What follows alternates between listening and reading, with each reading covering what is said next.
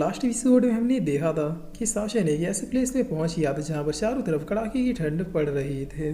पर साशा ने बॉडी में मौजूद स्corching सन इस ठंड को भी झेल लेता है, जिस पर साशा नवाई की और देखे कुछ सोच रहा होता है।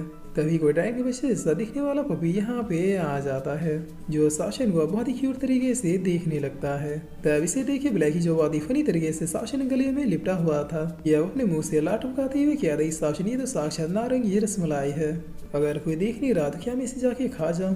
तब साशन कह रही, बकवास बंद करो ब्लैकी, मैंने बुक में पढ़ा है कि सेंसी कॉन्टिनेंट में ये बीस्ट गॉड से भी पहले से ही एग्जिस्ट कर रहे हैं।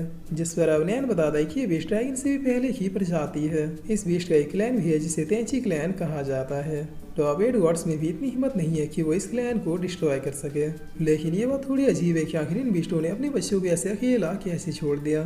इस क्लैन के बीस्ट कभी भी अपने बच्चों को खुद से 100 मीटर से ज्यादा दूर नहीं होने देते। तब नैन की इतना कहते इस प्लेस का पूरा एरिया ही हिलने लगता है, जिस पर साशन भी अब इन बीस्टों को देख के बहुत ही ज्यादा सरप्राइज हो जाता है, क्योंकि यहाँ पे अब इस बच्चे के माता पिता भी आ जाते हैं, जो देखने में किसी जाइंट डायनासोर की तरह लग रहे थे। तभी क्यों अब सीधे अपने पिता के पीछे जाके छुप जाता है। जिस पर अब इन जाइंट बीस्टों को देखते हुए साशन पूछता है, ब्लैकी अब बताओ क्या नारंगी रसमलाई खाओगे। तब ब्लैकी कहता है, खाने पीने की बात मत करो, मेरा पेट खराब है। जिस पर अब नैन कहता है, ब्रदर साशन मुझे लग रहा है कि हमें यहाँ से निकल लेना चाहिए, ये बीस्ट कम से कम 100 मीटर तो होंगे ही। ब्रदर मैं कह रहा था कि हम यहाँ पे जो करने आए हैं उसे कभी बाद में कर लेंगे, अभी यहाँ से चलो, मुझे लग नहीं रहा कि हम लोग सही मुहूर्त में आए हैं। ये बीस्ट अगर चाहेंगे तो हमें पलक झपकते ही कुचल देंगे। तब साशन ब्लैकी को नैन के पास रखते हुए कह रही, तुम दोनों यहीं पे रुको, मुझे जो इन बीस्टों चाहिए उसे मैं डिस्कशन करके आ रहा हूँ। और ये कहकर साशन अब सीधे जाइंट बीस्ट की ओर जाने लगता है। तब नैना बहुत ही टेंशन लेते हुए कह रही कि अगर ब्रदर साशन को कुछ हुआ तो फिर उसे बचाने के लिए हम भी जिंदा नहीं रहेंगे। काश इस बीस्ट के क्लैन की सेंस पाने का आइडिया ब्रदर साशन को ना आया होता। साशन अब सीधे इस बीस्ट के पास जाते हुए कह था कि मेरे ख्याल से आप इस क्लैन के लीडर हैं। जिस पर ये बीस्ट कहता है, इंसान यहाँ पे लोगों का आना मना है, इसीलिए इससे पहले कि मेरा मूड बदले चुपचाप तुम भी यहाँ से निकल जाओ। तब साशन कह रही, तेंजी क्लैन के लीडर मैं यहाँ पे इसलिए आया हूँ क्योंकि मुझे आगे सीक्रेट क्लैन की सेंसर पावर्स की जरूरत है। एक यही रास्ता है जिसकी हेल्प से मैं बहुत ही जल्द गॉड लेवल के पावर्स को अचीव कर सकता हूँ। तब ये लीडर कहता है कि इंसान तुमसे पहले भी यहाँ पे बहुत से कल्टिवेटर आए थे, उन्हें भी हमारे क्लैन की सेंसर पावर्स की जरूरत थी, लेकिन अंत में वो सारे ही मारे गए। हमारे क्लैन की सेंस को पाना खुद यहाँ के मेजर गॉड्स की बस की बात भी नहीं है, इसीलिए मैं तुम्हें यही सुझाव दूंगा कि चुपचाप यहाँ से लौट जाओ। जिस पर शासन कहता है कि लीडर मुझे इससे कोई फर्क नहीं पड़ता कि पहले यहाँ पे कौन आया था और कौन नहीं, लाइफ और डेथ मेरे हाथों में है, इसीलिए आप सिर्फ इतना बताइए कि आपके क्लैन की सीक्रेट सेंसर पावर्स को पाने के लिए मुझे क्या करना होगा। तभी लीडर कहता है कि एरोगेंट बॉय, अगर तुम यही चाहते हो तो फिर यही सही, हमारे पीछे आओ, तुम्हें क्या करना ये खुद ब खुद ही पता चल जाएगा।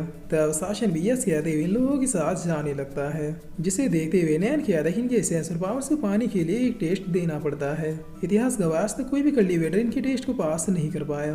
तब ब्लैकी पूछता है कि आखिर ये टेस्ट है क्या, जिस पर नैन बताता है कि ये बीस्ट गॉड से भी पहले से ही एग्जिस्ट करते आ रहे हैं, इसीलिए बाकी बीस्टों की तुलना भी ये लोग बहुत ही समझदार और पावरफुल हैं। एंशिएंट टाइम से लेकर आज तक इस क्लैन का एक रूल है कि बेशक ही अपने पावर्स और रिसर्च को दूसरों को दे सकते हैं, लेकिन उसके लिए उस कल्टिवेटर को पूरे क्लैन के सामने ये साबित करना होगा कि वो इन पावर्स के लिए वर्दी है। इसीलिए इसी चीज को देखने के लिए तेंची क्लैन के द्वारा क्रिएट किया हुआ एक टेस्ट को पास करना होता है। आज तक हजारों लाखों कल्टिवेटर ने इन पावर्स को पाने के लिए इस टेस्ट को दिया है, लेकिन अफसोस हर कल्टिवेटर इस टेस्ट के दौरान ही मारा गया। अगर इस टेस्ट में फेल हुए तो फिर वापस लौटने का कोई भी रास्ता नहीं है।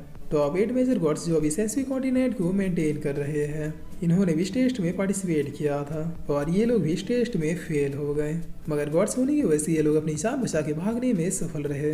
अब मुझे ये समझ में नहीं आ रहा कि जब टॉप 8 मेजर गॉड्स इस ट्रायल को पास नहीं कर पाए तो फिर ब्रदर शासन आखिर इस ट्रायल को पास कैसे करेंगे।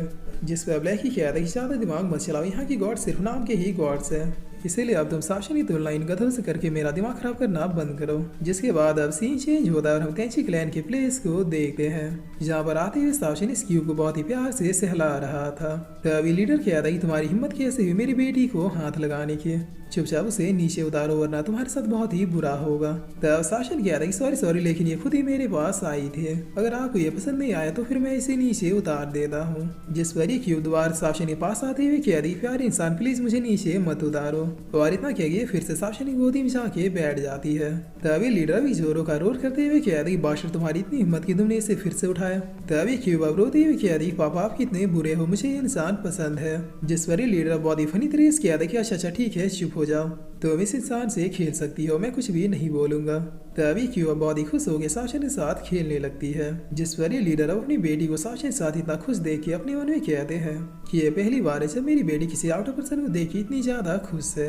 अगर इस इंसान ने हमारे क्लाइंट ट्रायल को पास कर लिया तो फिर क्या मैं अपनी बेटी से इसकी शादी करवा दूं? नहीं, मैं भी क्या सोच रहा हूँ, जब इस 49 के टॉप 8 गॉड्स इस ट्रायल में पास नहीं हुए तो ये इंसान इतने लो लेवल के साथ इस ट्रायल को पास कैसे करेगा? जिस पर अब साशा को देख के बाकी बेस्ट भी यही डिस्कशन कर रहे होते हैं कि इस बंदे को मौका देने की क्या जरूरत थी, ये दो टेस्ट शुरू होने से पहले ही मारा जाएगा। तब ये सब देखे साशा इस क्यूब से पूछता है कि आखिर ये लोग किस बारे में बातें कर रहे हैं, जिस पर ये क्यूब बता दी प्यारे इंसान ये लोग बातें कर रहे कि तुम इतने ज्यादा वीक हो तो फिर इस टेस्ट को पास कैसे करोगे, क्योंकि टॉप 8 गॉड्स ने भी इस ट्रायल को पास नहीं किया है। जिस पर साशा स्माइल करते हुए पूछता है कि तुम्हें क्या लगता है कि हम इस ट्रायल को पास कर पाऊंगा?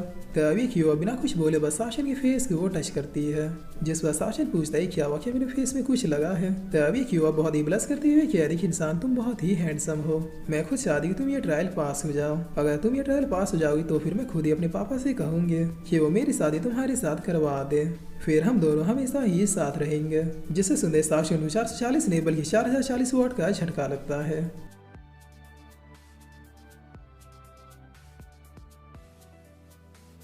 और फिर इसी के साथ ये एपिसोड यहीं पे खत्म होता है।